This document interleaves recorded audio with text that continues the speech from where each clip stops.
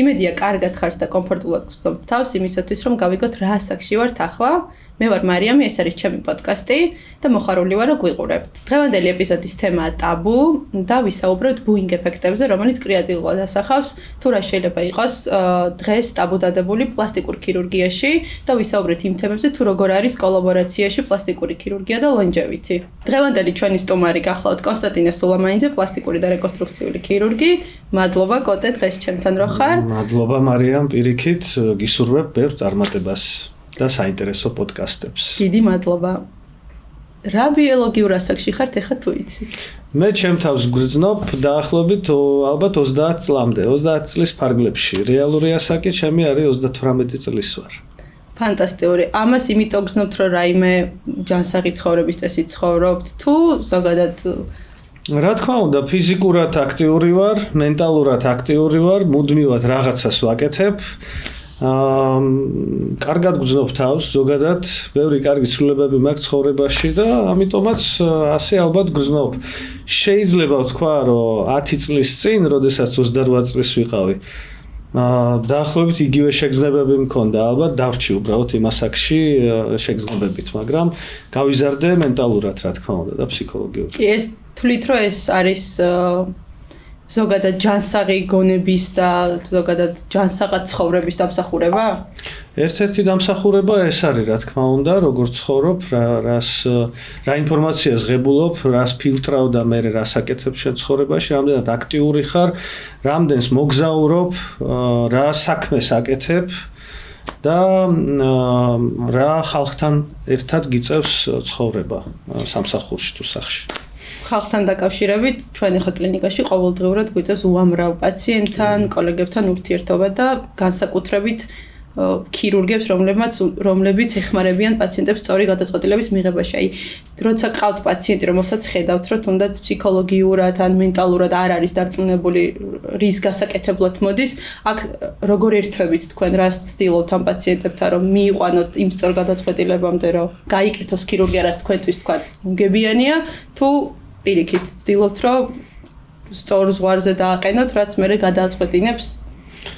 პირველ რიგში მადლობა ყველა ჩემ პაციენტს, ვინც მენდობა, ზოგი მელოდება, ზოგი პირდაპირ მოდის რაღაცნაირად ეწერება, მაგრამ ძირითადად ყველას რაღაც დონით უკვე გადაწყვეტილი აქვს ჩემთან მოსვლა და რაღაცის ან გაკეთება, ან ფიქრობს, ხო?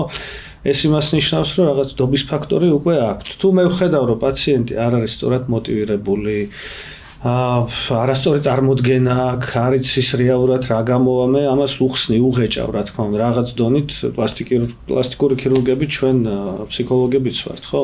მაგრამ ძალიან ფსიქოლოგიაში არ უნდა წავიდეთ, იმიტომ რომ მე ეს შეიძლება ცუდად დაგიბრუნდეს საბოლოოდ. საქართველოში ძალიან რთული არის პაციენტს უთხრა, რომ იცი, აი თბილათაც რო უთხრა ძალიან, რომ შენ გჭირდება ფსიქოლოგის დახმარება, მე მithქვია ასე არაერთხელ, მაგრამ როდესაც უკვე იმ დონემდე მივედით, რომ სხვა გამოსავალი არ მქონდა და მადლობას მეუბნებოდა მე რეალურად პაციენტი, რომ სწორი მიმართულება მივეცი. თუ პაციენტი რაღაცას არაადეკვატურს ითხოვს, ხო, ეს უკვე უნდა დაფიქრდე იმაზე, საერთოდ გჭირდება შენ ამ პაციენტთან. შეიძლება უბრალოდ ვერ გებულო ზოგიერთისთვის პლასტიკური ოპერაციაც მის დავარცხნასავით მარტივი არის და ფიქრობენ, რომ 2 წუთში ყველაფერი ესე მარტივად გაკეთდება. რა ყოფილა ისეთი უცნაური მოთხოვნა პაციენტისგან, რაც თქვენთანაც გაკვირვებიათ? ძალიან ბევრი ესეთი არის, ხა ყველას მე ვერ მოვყვები, იმიტომ რომ ვინც გვიყურებს შეიძლება იცნოს თავის თავი, ხო? ერთი არის, რაც შემიძლია მოვყვე, მოვიდა პაციენტი ოპერაციაზე, მეუღლესთან ერთად, მეუღლე არქიტექტორი და მომიტანა თავისი ნახაზი მთლიანად თავიდან ბოლომდე, როგორ უნდა შევასრულო ოპერაცია. ვაუ. როგორი უნდა იყოს ზუძუს ასეთი მოცულობა, სიგანე, სიმაღლე, კუთხე, რა იმპლანტი უნდა დავაყენო, მისი როგორც მშენებელი არქიტექტორი, მისი თვალსაზრისით თავისი მონახაზი მოკლედ მომიტანა და როდესაც ოპერაცია ჩატარდა და მე მოვიდა კონსულტაციაზე ისევ მეუღლესთან ერთად, რა თქმა უნდა ეს კონსულტაციაზე პაციენტი დგას, მეუღლესთან ერთად ჩვენ ვზომავთ, შტანგელით, რა ვიცი, სანტიმეტრით, მე მომცე სუფლება რომ მე მოვყვე ამაზე, იმიტომ რომ ეს უცნაური შემთხვევა იყო ძალიან და ამიტომ შემიძლია ვისაუბრო და ოპერაციის მერე ესე ისევ გაზომა გახადა თავის მეუღლე, გაზომა და თქვა რომ ყოჩახ ბატონო ექიმო ყველაფერი ხო. მეც ყოჩახო რომ ესეთი გეგმა გავაკეთეო თავიდანო და თქვენს ზუსტად შეასრულეთ. ნუ მადლობა. კი, ხშირად არიან ესე პაციენტები მოდიან, რომლებთანაც საუბრობთ, გეგმავთ ოპერაციას, მაგრამ ოპერაციის შემდეგ აღმოჩნდება ხოლმე, რომ თურმე მათ საერთოდ სხვანაირი წარმოდგენა ჰქონდათ აი ამ ოპერაციის შედეგებზე და მიდის მერე სამწუხაროდ სხვადასხვა საუბრები. ეს შეშუპება. ეს ყველაფერი რაც პრობლემა შეშუპება, კი, ამას ხუმრობთ ხოლმე ჩვენ.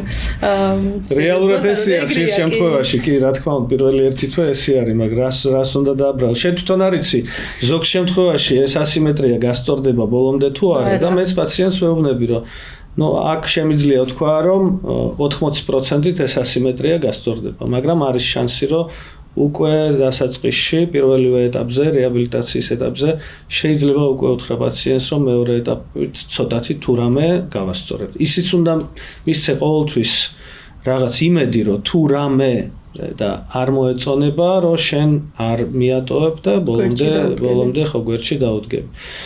კითხვა იყო პრობლემურ პაციენტებზე, ხო, როგორც მივხვდი. ნუ ძალიან რთული არის აღმოაჩინო კონსულტაციაზე ეს პაციენტი რას ელოდება, ხო? შეგიძლია სიმულაცია დაახლოებით რაღაც დონით შეუქმნა კონსულტაციაზე, ანახო მაგალითად დროებითი ეს პროტეზი მისადები მკერდზე, საიზერი, ანახო როგორი იქნება დაახლოებით მკერდის ფორმა, ანახო პაციენტების შედეგები, მაგრამ Instagram-ის არა, სადაც დაფარული არ არის ზუსტავი და რეალურად ჩანს. ხშირად ანახებ პაციენტებს იმ წუთასვე ოპერაციის მერე როგორი არის, ერთი თვის, ორი თვის მერე როგორი არის და ცუდ შედეგებსაც ვანახებ. როდესაც გართულებებზე ვსაუბრობთ, აი რო უთხრა პაციენტს, რომ შეიძლება თქვენ გქონდეთ გემატომა, მისთვის ძალიან რთული არის წარმოედგინოს რა არის გემატომა და რა შეიძლება, მაგრამ სურათს რო ანახებ, რომ ერთი მკერდი შეიძლება ესეთი დიდი იყოს და მეორე ჩვეულებრივი, იმიტომ რომ აქეთ გემატომა არის, უკვე გაიგებს, უკვე შეეშინდება, უკვე ანალიზი თავში ცოტა სხვანაირად წავა და დაფიქრდება საერთოდ ღირს ამის გაკეთება. ან რინოპლასტიკის ყველა პაციენტს ვეუბნები, რომ მსოფლიო სტატისტიკით ყოველი მეხუთე რინოპლასტიკა მსოფლიოში არის განმეორებითი. ხო? ეს იმას ნიშნავს, რომ კი, მადლობა ღმერთს, ჩვენ კლინიკაში ნაკლები გვაქვს ასეთი, ჩვენი განმეორებითი რინოპლასტიკების кейსები არის ალბათ 10%-მდე, განმეორებითიც არა, ეს რაღაც კორექტივები როდესაც შეგვაქვს. მაგრამ პაციენტი უნდა იყოს ამაზე ინფორმირებული, და იყოს მზად. რა თქმა უნდა. სამწუხაროდ გართულებებისგან არავინ არ ვართ დაცულები, რაც არ უნდა პროფესიონალები ვიყოთ, მაინც ხდება ხოლმე, რომ პაციენტის დაუდევრობით ან თუნდაც სხვადასხვა გარემოების გამო ხვდებით გართულებს, რომლებიც არც თუ ისე სასიამოვნოა, თუმცა რასაც ვხედავ ეხლა მე, ნუ ყოველ შემთხვევაში ჩვენი ქვეყნის სტატისტიკაზე ცოტა რთულია პაციენტისთვის აი ამ გართულების მიღება და ყოველთვის ექიმია დამნაშავე. ქონია ხა ჩვენ ესეთი შემთხვევები და გვიწევს მივხვდით იმისა, რომ ვუხსნით მათ, მაინც საბოლოოდ მივდივართ ექიმის დანაშაულამდე, რომელიც მერე ესე მოედება ხოლმე ქვეყანას და ყველა ამბობს, რომ აი ეს ექიმი არის ცუდი, ამასთან აღარ მიხვიდე და ასე შემდეგ. გამოცდილებამ რა გიჩვენათ? ჯგუფებში რო წერენ მაგალითად არ ხო მე Facebook-ში ჯგუფებში და აი ესეთ ცხვირი რაღაც ვიღაცამ დადო, ესეთ ცხვირი და პირველი კომენტარები ვინ გააკეთა, ყველა საინტერესებს საჭორაოდ ვინ გააკეთა. სუდად ვინ გააკეთა კარგად, არავის არ არის. არა, ვინ გააკეთა საჭორაოდ აინტერესებს, იმიტომ რომ ეს ესეთი თემა არის, რომ ყველა საინტერესო ცუდი რო ხდება, სადღაც ომია თუ ვიღაცა მოკლა თუ ცუდი გართულება მოხდა პლასტიკური ოპერაციის. ნუ რატომღაც ესე არის ჩვენი სოციუმი, მაგრამ პირველი რაც უნდა ვთქვა ის რომ ნამდვილად გართულება არ აქვს მხოლოდ იმ ექიმს რომელიც არაკეთებს ოპერაციებს. გართულება ადრე თუ გვიან მოვა ნებისმიერ რაც არ უნდა ვარსკვლავი და მაგარი ექიმი იყოს. პირიქით მე ვფიქრობ რომ ქირურგი რომელმაც ნახა სხვადასხვა ვარიანტები გართულების და იპოვა გზები ამ გართულების მენეჯმენტის, კორექციების და საბოლოოდ გაუშვა პაციენტი ბედნიერად დაკმაყოფილი რომ რჩება, ეს ქირურგი უფრო სანდო არის, ვიდრე ის ქირურგი, რომელსაც არც ერთი გართულება არ აქვს და ზოგიერთი სასაცილოა ახლა, როდესაც პროფესორი პლასტიკური ქირურგი 30 წლის გამოცდილებით და ამბობს, რომ მე გართულებები არ. იტყუება, რა თქმა უნდა, იმიტომ რომ შეუძლებელია ეს, ხო? მსოფლიო სტატისტიკა არსებობს. თბილისში იქნება ეს, ლოს-ანჯელესში თუ პარიზში ბუნებამ შექმნა ადამიანის ორგანიზმი და კლასიკური მეთოდები, რაც კი არსებობს და ბოლო მეთოდები, რაც კი არსებობს და ჩვენ ამას ვიყენებთ, მაინც აქვს თავისი გოლიკი ეფექტები. ორი ახლა სადღაც რამოდენიმე თვის წინ პაციენტები მყავდა, აი ხო იცი ზოგჯერ ახალგაზრდა გოგოები რაღაც სასაცილოდ თან იცინიან, თან რაღაცის გაკეთება უნდათ, თან აი მანახე შენი ძუძუ როგორია, მან ჩვენ მოვედით ეს უნდა გავიკეთოთ და რაღაც იუმორით სერიოზულად მიდის კონსულტაცია, მაგრამ პლუს იუმორით და აი ყველაზე ცუდი გართულება რა შეიძლება მოხდეს ოპერაციის მერეო, რა შეიძლება მოხდეს. მოხარ სიკვდილი და ვაიმე ვაიმე რა სასაცილო ხარ ბატონო კოტეკი, მაგრამ ეს გიწერია თქვენ კონტრაქტში. კი. მადლობა ღმერთს, იმედია მე ამას არასოდეს არ ნახავ და ჩვენი კოლეგები არასოდეს ასეთ გართულებას არ ნახავენ და იმედია ეს არ მოხდება და ყველა პაციენტი წავა ჯანმრთელი და ბედნიერი, მაგრამ ასეთ შემთხვევები არსებობს. სიკვდილიანობა მსოფლიოში მაღალი არის საკმაოდ ზოგიერთ ოპერაციაში კომბინირებული ლიპოსკულპტურა, აბდომინოპლასტიკა, განსაკუთრებით დიდი მასშტაბის, როდესაც კეთდება ამერიკაში, მაიამიში, ფლორიდაში მაგალითად 3000-ში ერთ სიკვდილიანობა იყო, როდესაც ცხიმი კუნთში შეყავდა. კი და აქტიური იყო კიმ კარდაშიანის დუნდულოები რომ უნდათ და გოგონა დაიღუპა კოლუმბიაში ოპერაციის გამო. კი ბატონო, ბრაზილიაში რამდენიც გინდა სიკვდილიანობა, შორს რატომ მივდივართ, საქართველოში ყოფილა სიკვდილიანობა რინოპლასტიკის შემდეგ არაერთხელ. ხო, ყოფილა შემთხვევა დაბრმავება ფილერის შეყვანა ცხვირში, დაბრმავდა გოგონა. რომელიც საკმაოდ ხშირია ვიდრე პლასტიკური ქირურგიის ოპერაციები, ნუ საქართველოს მასშტაბს გულისხმობ. აი, გართულებებზე და ქირურგზე ვიტყვი, ჩვენ აქტიურად დავდივართ კონგრესებზე, ფაქტიურად თითქმის 2 თვეში ერთხელ მაინც საერთაშორისო კონგრესზე გამოდივართ და ხვდებით კოლეგებს და ნუ ვიცით ახლა ცნობილი ამერიკელი კოლეგები, რომლებიც ვაუ სტარები არიან და ვიცით მაგალითად დემი მურის ისტორია, რომელიც ჩაატარა სერიოზულმა პლასტიკურმა ქირურგმა, მაგრამ აქ უკვე ქირურგის მხრიდან იყო რისკებზე წასვლა და ამ ოპერაციის ესე ვთქვათ ჩავარდნა და ცუდად გაკეთება, რის გამოც ახლა ის ადამიანი სერიოზულ პრობლემებშია. ამ შემთხვევაში როგორ არის, ანუ ქირურგის კუთხით თუ მოდის უსამძიმრებ იმ პლასტიკურ ქირურგს, რომელსაც მოუვიდა დემი მურთან გართულება, ამიტომ როდესაც მე დავიწყე ჩემი კარიერა პლასტიკური ქირურგის, მე ვფიქრობდი რა მაგარია, როდესაც შენთან ვარსკვლავი მოდის, ვიღაც ცნობილი ადამიანი, ხო, ეხლა ვფიქრობ, რომ რაც უფრო შვიდად და ჩუმად და სტაბილურად ვიმუშავებ, მით უკეთესი. პოლიტიკოსებსაც პატივს ვცემ, რა თქმა უნდა და ვარსკვლავებსაც და ყველა პოპულარულ და ყველა ადამიანს. მაგრამ ეს მათი სახე არის და ამ პაციენტის სახე 24 საათი შეიძლება ტელევიზიაში იყოს და შენი გაკეთებული ცხვირი თუ შენი გაკეთებული თვალი ნახავს ყველა მსოფლიოში და რაც არ უნდა გული და სული ჩადო, რაც არ უნდა ბოლო მეთოდი და საუკეთესო, მაინც რაღაც შანსი არსებობს, რომ რაღაც გართულება მოხდება და მერე იქნება ნამდვილად კატასტროფა და რეალურად ჩვენთვის არ აქვს მნიშვნელობა, ვინ არის ცნობილი ადამიანია თუ ჩვეულებრივი ადამიანია. ჩემი ოჯახის წევრია თუ საერთოდ პირველად დავინახე ეს ადამიანი, როდესაც ოპერაციაზე შევდივართ, ყველას ერთნაირად, აბსოლუტურად ერთნაირად უკეთებთ ყველა ოპერაციებს და სერვისაც ერთნაირად. მაგრამ აი ქირურგია საჭიროებს სტაბილურობას და მშვიდად მუშაობას. ზედმეტი როდესაც ეს რაღაც დაგრუზული ხარ და აკეთებ ოპერაციებს, ეს არ ვარ. აი სერვისი ახსენე კოტე და მაგას მინდა გავუსვა ხაზი. საქართველოში არსებულ სერვისსა და უცხოეთში არსებულ სერვის შორის, იმიტომ რომ ხშირად არის რომ წადით თურქეთში გაიკეთეთ, ან იქ ამერიკაში წადით, იქ უკეთესი სერვისია, უკეთესი ქირურგები არიან და რეალურად არ იციან იქ რა ხდება. ჩვენ ვართ მოწმე და ვიცით რა სტანდარტები არის უცხოეთში, თუნდაც ოპერაციის მერე პაციენტს ახალ აბდომინოპლასტიკა გაკეთებულ სახლში უშვებენ. ჩვენ შემთხვევაში ან ბარიატრიის შემდეგ ჩვენ შემთხვევაში კლინიკაში საერთოდ სხვა თანყვებით პირველი მოსვლიდან ბოლო ნაკერის მოხსნამდე და მერე კიდე რეაბილიტაციის შემდეგ აი 24 საათი სულ პაციენტებთან ვართ და სხვათა შორის თურქეთში ვინც იკეთებს ძალიან ბევრი არის ძირითადად ასე ხდება რომ ექიმთან საერთოდ კავშირი არც აქვს ოპერაციის ძირითადად კავშირი აქვს აქ ვინც არის წარმომადგენელი ქართველი ვინც წაიყვანა იქ და ის ამბობს საბოლოოდ რომ მე უბრალოდ მენეჯერი ვარ და დავანებე თავი და იმ ექიმის ტელეფონი არც ვიცი ხო და აი იქ როდესაც ყურადღებას არ აქცევენ და იქ როდესაც პრობლემები ჩნდება რატომღაც ყველა ჩუმად არის და ხო ყველა ამას ყურადღებას არ აქცევს მაგრამ აქ რო ბოდიში და რაღაც არ ვიცი ვერ მოასწრო სანიტარმა რაღაც ის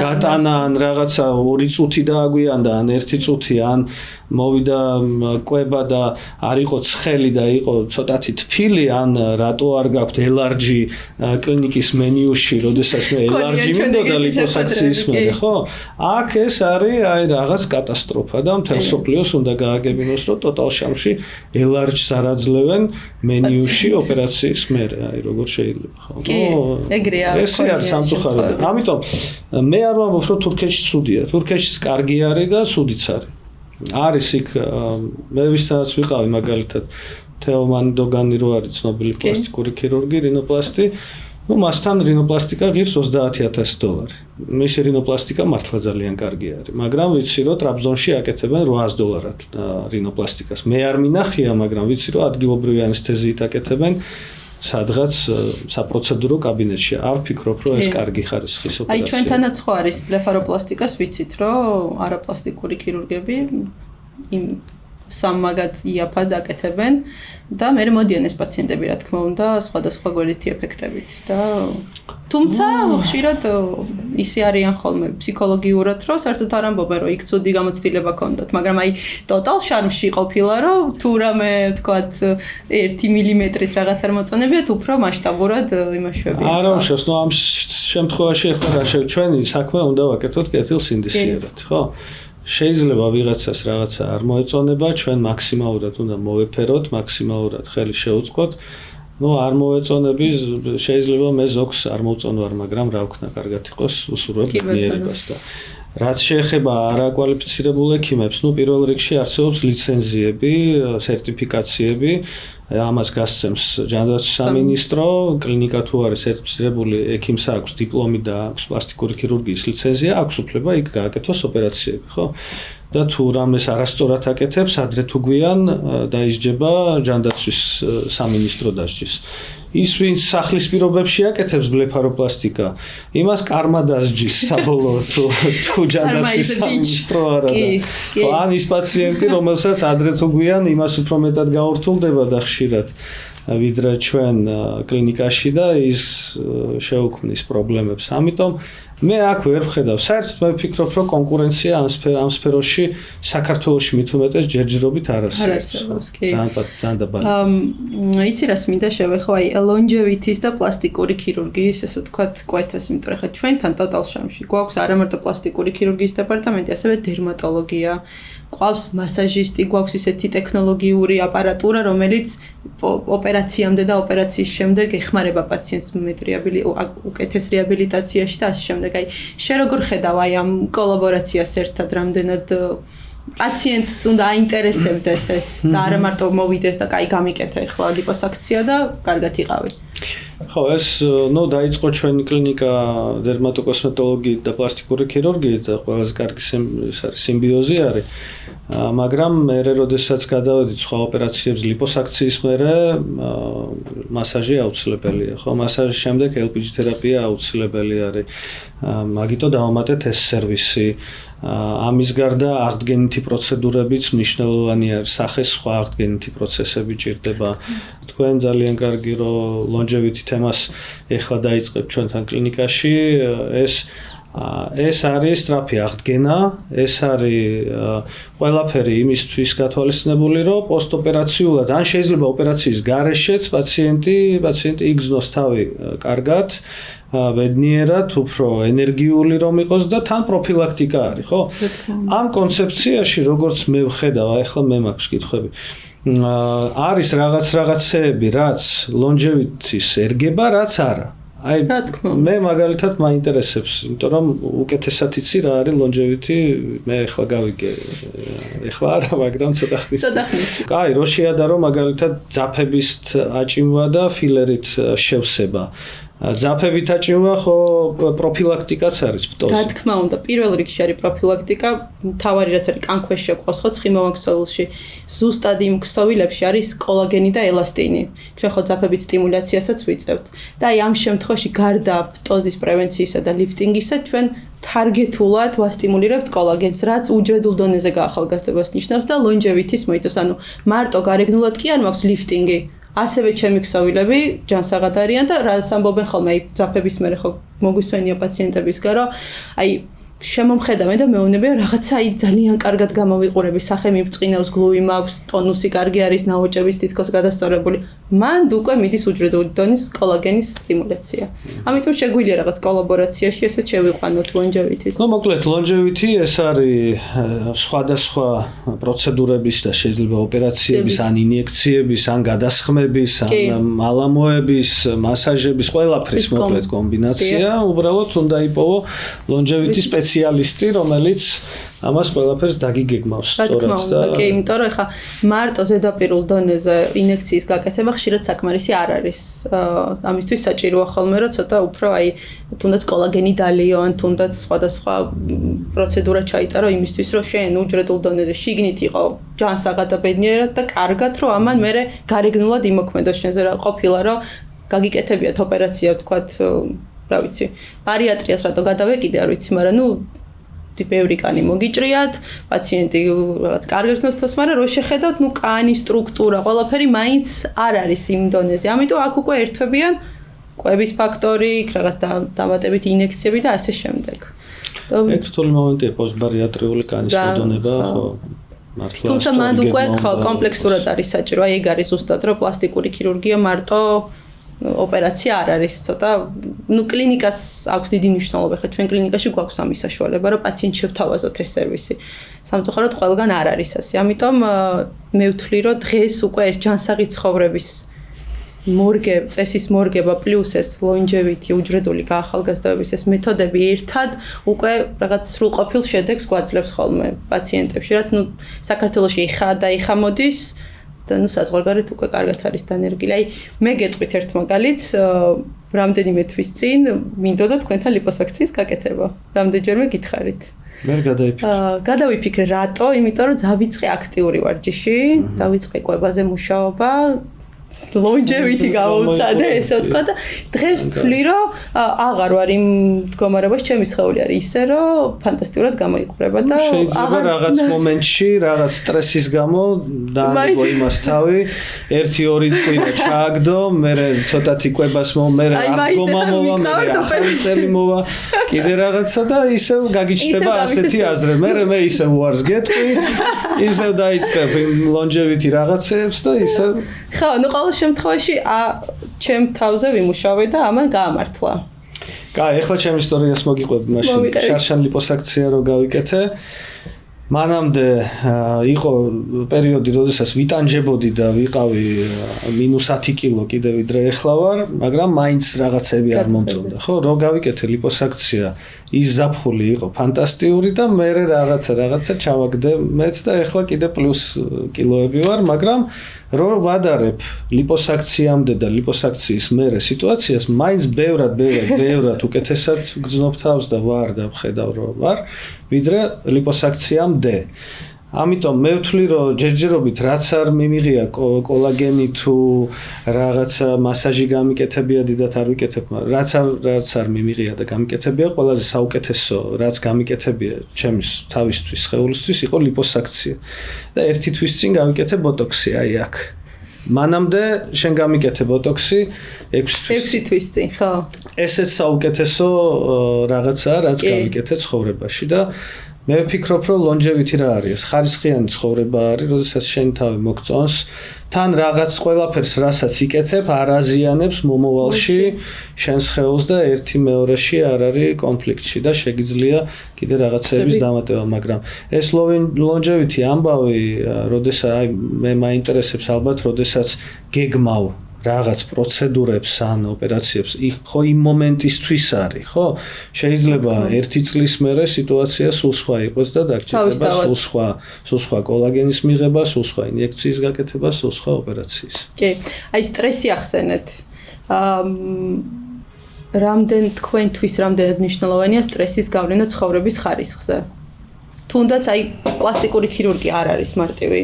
ბევრჯერ გვინახავს ერთმანეთის სტრესულ მდგომარეობაში, რომ აი აღარ ვიზავ ამას, აღარ გავაკეთებ და ეს ფაქტიურად ენერგიულადაც და ისეც გცვლით, აი ამას თქვენ როგორ არეგულირებთ, როგორ იბალანსებთ? მე უკვე გავიარე ახალგაზრდა კი ვარ, მადლობა ღმერთს, მაგრამ გავიარე უკვე პერიოდი, როდესაც გადამწვარი ვიყავი, ბევრჯერ გადამწვარი, ისე რომ მაინც მინდოდა ჩემი კლინიკა და მუშაობა და პაციენტების მიღება, მაგრამ აი ძალიან ცუდად ვიყავი უკვე და აღარ შემეძლო და რაღაცებით გადავიტანე უბრალოდ სპორტით, პირად ცხოვრებით, კმაყოფილი პაციენტებით. უკმაყოფილო პაციენტებმა ძალიან რაღაც მომენტში დამინგრიეს ფსიქიკა თან აი არაფრის გამო, რაღაცა ნაწიბურის გამო რომ პრობლემას შეგიქმნის პაციენტი და საბოლოოდ იმ პაციენტთან რომ ჩივილის შემდეგ და რაღაც ბევრი ცუდი საუბრების შემდეგ მე ჩემი მხრიდან არა რა თქმა უნდა ლანძღვის შემდეგ ჩემი მხრივ საბოლოოდ რომ ჩაეხუტები იმ პაციენტს და მთელ ოჯახს ჩაეხუტები და მადლიერი არის ის პაციენტი და ცხოვრების ბოლომდე რომ მადლიერი დარჩება და შენს რაღაცნაირად ამოისუნთქე, მაგრამ საბოლოოდ ეს გიტოვებს ისეთ ნალექს, რომ შენ თვითონ უნდა იყო კმაყოფილი იმით, რასაც აკეთებ. და რა თქმა უნდა ყველაფერი უნდა გააკეთო რომ პაციენტი კმაყოფილი იყოს და მაგრამ შენ თვითონ უნდა იყო კმაყოფილი. აი ეს სტრესი არის ალბათ ნომერ პირველი, რაც შეიძლება დაგანგრიოს ცხოვრებაში და რაც არ უნდა კარგად იკვებოდა, ივარჯიშო და რაც არ უნდა კარგი ცხოვრება გქონდეს, თუ მაინც სტრესი რაღაც, დიდი სტრესი დაგემატა, მაგრამ რეზისტენტული უნდა იყო ამ სტრესის მიმართ. და ხო, რეალურად მასშტაბი პიროვნების განისაზღვრება ზუსტად მისი რეაქციით რაღაცაზე, რაღაც სტრესზე. ხო, თუ შენ პატარა რაღაცის გამო დაისტრესე და მთელი დღე გაგიფუჭდა, შენი მასშტაბი უბრალოდ შენი პიროვნების მასშტაბი არ არის დიდი. თუ დიდ სტრესსაც გაუმკლავდი და გააგრძელე მაინც მატარებელისავით მოძრაობა წინ, ყოჩახ და ძლიერი ყოფილხარ. აი ეს უნდა ისწავლო, რეზისტენტული უნდა გახდა ბევრ ამაზე. კი. კლინიკაში ვიცი, რომ ძალიან ბევრი სიახლეც გვექნება და ზოგადად თქვენ სულ ცდილობთ რომ რაღაც სიახლეები შემოიტანოთ. თქვენ გეკითხებით ყოველთვის მითხარით მანახეთ რა შეიძლება longevity აი ერთ-ერთი არის რაც მადლობა შემოიტანოთ. რომ სულ აუწყოთ ფეხი ახალ სტანდარტებს. რაღაც ისეთი სამომავლო გეგმები თუ გაქვთ კლინიკასთან დაკავშირებით? პირველი ეს დიდი გეგმა არის გაფართოვება, იმიტომ რომ ბევრი პლასტიკური ქირურგი ყავს უკვე 10-11 პლასტიკური ქირურგი ყავს. პალატების რაოდენობა ცოტა არ ყოფნის და ამიტომ ვამატებთ ეს იცით. ამუშავდა კარგად Total Charm School-ი, სასწავლო განყოფილება, ეს კადავერები, გვამები, ჩვენ კლინიკაში უკვე ხო, შარშან წინ ხო შეიცვალა კანონი კლინიკების მიმართ და რომ მოვიდა შემოწმება, ჩვენ არ გქონდა მორგი.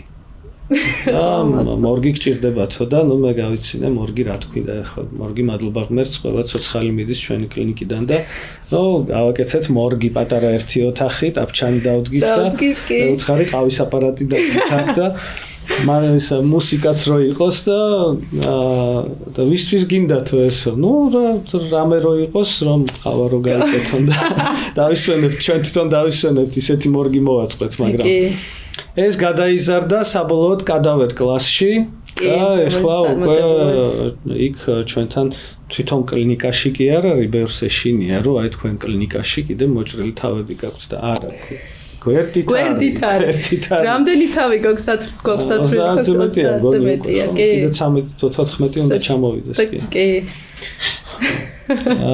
კიდე რა უნდა გავაფართოვოთ ნუ ახალი ენდოკრინოლოგი როგორც თქვი მე ვფიქრობ რომ აუცილებელი იქნება მომავალში ფსიქოლოგის პირველ რიგში ჩვენ ექიმებისთვის ჩვენ თვითონ რომ დავშიტეთ რა თქმა უნდა პაციენტები პაციენტი რო გეტყვის რომ აი რატომ იშვებთ ფსიქოლოგთან და რომ ხელს რომ მოკიდეთ წამოდი მე გჭირდება ერთად გავიაროთ კურსი კი საჭიროა კიდე რა ნუ ბევრი აი ბოლო მაგალითად მია აი მე ამ მიკროფონს ბოდიში ვეხებს მია ტექნოლოგია მია მეთოდი ხო მია მშვენიერი ახალი მეთოდი არის ძვირი ღირდა 50000 евро გადავიხადე მარტო ლიცენზიაში მარტო უფლებაში ხო და ამოვიღოთ ახლა ეგ 50 არა ამოღებას არაფერი ამოღება არა ნუ არ არის იაფი ეს ტექნოლოგია რო დანერგო საქართველოში ხო რატო პაციენტები ამბობენ რატო არის ძვირი იმიტომ რომ 50000 евро მარტო ამაში უნდა გადაიხადო და თითო კიტი თავის ყველაფრით სადღაც $4500 ღირს. ნუ ეხლა წაგებაში არ მინდა ოპერაციების გაკეთება. ოდნავ პლუსში მაინც რო გავიდე და საქართველოს საგადასახადო დავფარო, ისიც კარგი იქნება და კი ექთნებს ხელფასი გადავხატო და მე კაი არა უშავს. რა უჭირს გადავიდეთ. აი მია ვფიქრობდი სხვათა შორის მიაზე რო იყო საუბარი, აი ეს 50000 евро მაგალითად რო ვიყიდო რამე ახალი ლაზერი ან აპარატი კლინიკაში, იმდენად საინტერესო არ იქნება და იმდენად პოპულარული არ იქნება, როგორც ეს მია მეთოდი. ვერც გარეკლამ, ყველა აპარატი უკვე არსებობს, ყველას ისედაც ერთი და იგივე დაახლოებით აპარატი, ნუ რა უნდა იყიდო, ისეთი განსაკუთრებული. კი, შეიძლება იყიდო. მაგრამ ისეთი მაინც პოპულარული არ იქნება და აი ვაუ ეფექტი, შენ თვითონაც რო ვაუს ხედავ და დღეს დილით გავაკეთე მია 8 წუთში ძუძუს ოპერაცია სედაციით, ადგილობრივი ანესთეზია. პაციენტი დღეს წავიდა უკვე სახლში. გამოვიდა საოპერაციოდან, პალატაშივე ნახა თავისი მკერდი, სელფები გადაუღო, დაქალებს დაურეკა და წავიდა პირდაპირ. კი და იცი რა ვფიქრობ, რომ ესეც ლონჯევითის ნაწილია რა კუთხით. ტექნოლოგია განვითარდა, პაციენტის ტრამვის დონე შემცირდა, უფრო მეტად recovery დაჩქარებული არის პაციენტი, როდის იყო რომ სახლში მიდიოდა ოპერაციის მერე. ეს ჩვენ არ უშვებდით, თორე ევროპაში მე როდესაც ვსწავლობდი მაგალითად კონსტანტინ სტანრო არის ერთ-ერთი ყველაზე ცნობილი ძუძუს სპეციალისტი, ასევე 1 საათში უშვებდა სახლში აუგმენტაციის შემდეგ, მაგრამ რატო? იმიტომ რომ ღამის სტაციონარი არ ქონდა, დღის სტაციონარი მხოლოდ და ვერ ტოვებდა უბრალოდ იმ პაციენტს და ეგთანი არ ყავდა, რომელიც ღამე დარჩებოდა და მაგიტო უშვებდა, მაგრამ ამას ყველაფერს ისე აწოდებდა, რომ აი მე ისე მუშაობ, რომ თქვენ დარჩენა არ გჭირდებათ და რეალურად პაციენტს უშვებთ. აი ესე იმიტომ რომ არ გაქვს უბრალოდ საშუალება, რომ ხო, უბრალოდ მია საერთოდ სხვა კუთხით არის, ხა მაგიტო არ უშვებთ. მია თვითონ ტექნოლოგია გვაძლევს ამის საშუალებას, რომ პაციენტი ხო, მართლა ესე არის, ნუ ეხლა პატარა განაკვეთი 2 სანტიმეტრი იღლიაში ადგილობრივი ანესთეზიით მკვნეული არ არის და ფაქტიურად არაფერს არ აზიანებ და პატარა იმპლანტია. ეს მნიშვნელოვანი არის, როდესაც 200 მილილიტრის იმპლანტი. იქ მართლა იმიტომ კი არა, რომ არ შეუძლია დარჩენა. დარჩეს დიდი სიაოვნებით. გადაიხადოს ერთი ღამის და დარჩეს რა პრობლემაა. თუმცა არ არის საჭირო. მაგრამ უბრალოდ საჭირო თვითონ პაციენტს არ უნდა დარჩე. მისი რეაბილიტაციისთვის უფრო ფსიქოლოგიურად უფრო მარტივია, ხო ჯობია სახლში იყო. რა თქმა უნდა, უფრო კომფორტულად იწვე და შენ თებშიდან იყვებო, ვიდრე რაც არ უნდა კარგი იყოს კლინიკაში. და იყვებო ელარჯიც და სხვა რამეც. აი ახსენე რომ 50000 გადაიხადე ამ ტექნოლოგიის შესწავლაში და ასე შემდეგ. საქართველოში რასაც ხედავთ ხა ჩვენ კადავერ კურსებს ვაკეთებთ, ინვესტიციის ჩადება ცოდნაში ცოტა პრობლემა არის. ნუ საერთოდ ინვესტიციის ჩადება საქართველოში ცოტა რთული არის ხო, მაგრამ სხვანაირად ვერ წახვალ წინ.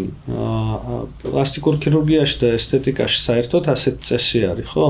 ან შენ გაქვს ძვირადღირებული სახარჯო მასალა, მაგალითად ფილერი ან ძაფი, გაქვს პროცედურა, დაუშვათ ღირს $1000, აქედან $500 ღირს სახარჯო მასალა, დანარჩენი რაც არის, იმას იყოფს უკვე კლინიკა, თანამშრომლები, ექიმი, საგადასახადო და ასე შემდეგ. ან ყიდულა ძვირადღირებულ აპარატს, მაგალითად რენოვიონი ჩვენ რო ვიყიდეთ, ისიც 50,000 € ღირს თუ არ ვწდები და ანაწილებ ამ თანხას და ყველა ოპერაციაზე პლუს მინუს. ამ აპარატს აქვს თავისი წვეთა, შეიძლება შემდეგ წელს გამოვიდეს ახალი ვერსია ამ აპარატის და ძველი უკვე აღარ იმუშავებს.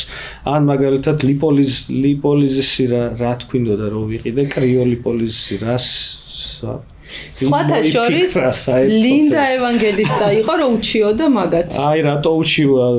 ამის მერე ნამდვილად უკვე აღარ. იმიტომ რომ რაღაცა ანომალიური დაემართა და იმის უკეთ ცხიმი გაქრობა. ნუ აი მაგაშიც გადავიხადეთ 50,000 €. ალბათ პაციენტებმა ბოლო 3 წლის განმავლობაში კლინიკაში შემოიტანეს $5,000. აი ხო 50,000 € უბრალოდ გადაყრილი იყო, ხო? აპარატი ლამაზად გამოიყურება, ძალიან ლამაზია, თეთრი, სენსორის ეკრანი აქვს და რაღაცა, მაგრამ რა თქმა.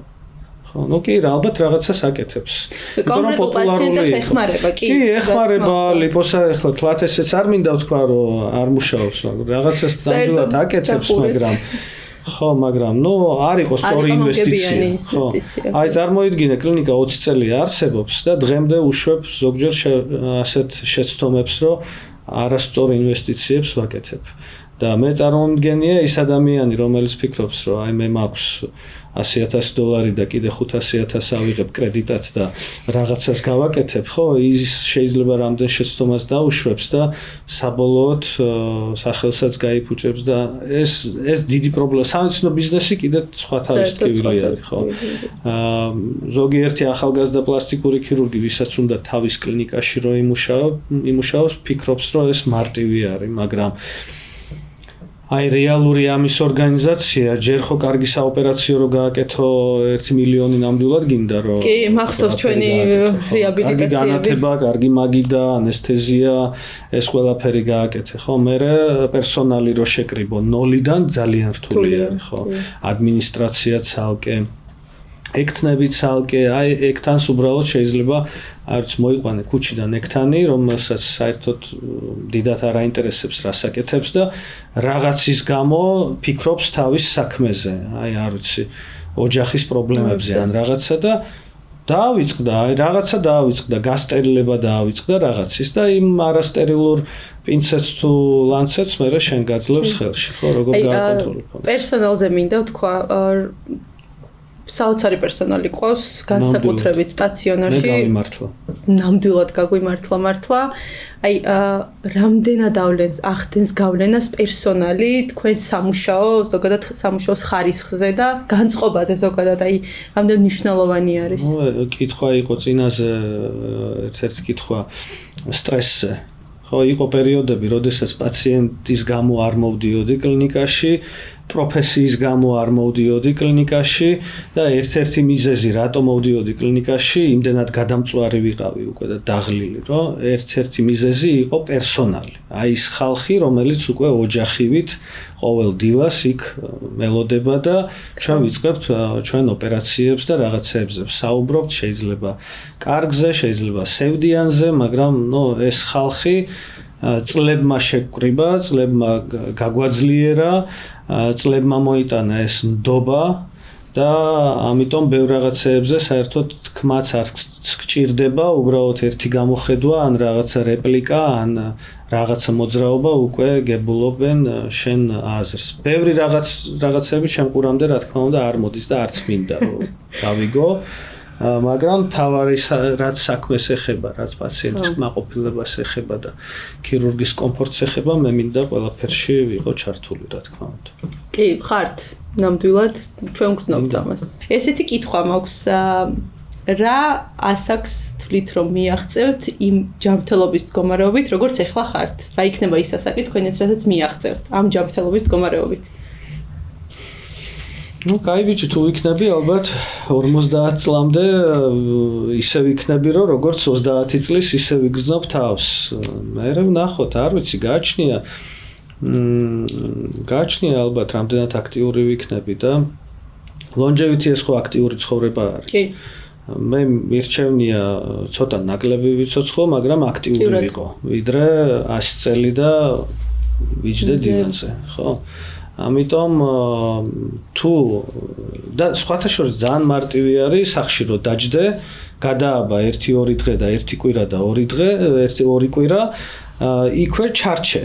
აი რაღაცნაირად მე ეწებები იმ სიტუაციას და გამოსვლა ძალიან რთული არის. ამიტომ ყველასთვის რჩევა, ვისაც უნდა longevity ცხოვრება და აქტიური ცხოვრება, არ უნდა გაჩერდე ერთი დღითაც. დასვენებაც რო არის, ну ეს ის როგორ უყვარს, რა თქმა უნდა, მაგრამ აქტიური უნდა იყოთ და მე ვფიქრობ, რომ გენეტიკა მგონი არა უშავს, მაგრამ ჩემი 78 წლისაა და ოპერაციებს აკეთებს პრაქტიკულად ყოველ დღე და აქტიურია და დაფრინავს და შეიძლება ისე არა როგორც 10 წლის წინ და 20 და 30 წლის წინ, მაგრამ მაინც კარგად გწნობს თავს, კი და ესე ვთქვათ, ძლიერად არის და აქტიური ნამდვილად. კი ბატონო. როგორ არის საერთოდ აქტიური ცხოვრება longevity-ის კონცეფციაში როგორი არის თქვენ მომიყევ? ვარჯიში, ოღონდ არ არის აუცილებელი ჯიმში წონებით ვივარჯიშოთ, უბრალოდ იმოძრაო. შეიძლება რამე ჰობით დაკავდე, იარო, უბრალოდ იყო აქტიური.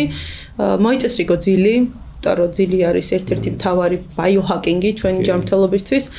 ყვება, არ გულისხმობს ეს 100%-იან ჯანსაღკვებას, იმიტომ რომ ძალიან რთულია დღეს ამ რეჟიმში ცხოვრება, მაგრამ არის რაღაცა კონკრეტული რეკომენდაციები, აი მაგალითად ხილის, ბოსტნეულის მიღების კუთხით, რომ მრავალფეროვანი კვება შეიქმნა.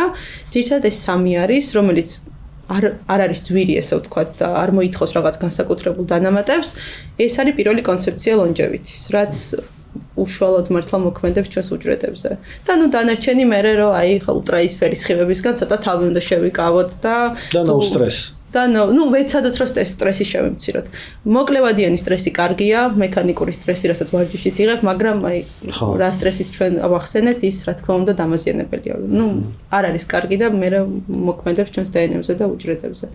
ყველა შეუულია მარტივად longevity-ის ესე ვთქვათ, პროცესი შექმნა თავის ცხოვრებაში. მთავარია რომ უფრო მეტი გაიგოს ჩვენ საზოგადოებამ, რომ არ არის ეს რთული, რომ იმოძრაო და იყო აქტიური. რუტინული უნდა იყოს ცხოვრებაში. და მე უკვე გონია რომ აი რაღაცა რუტინას რო შექმნი, მართლა შენ თვითონ გინდება ასეთი ცხოვრების სტილით ცხოვრება, რაც მე გონებრივადაც რა თქმა უნდა მუშაობს. კი ბატონო. დიდი მადლობა, ძალიან საინტერესო იყო. თქვენ მადლობა.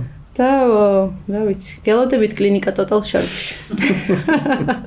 მოგზანდით. თქვენ წარმატებები. ტელორაში.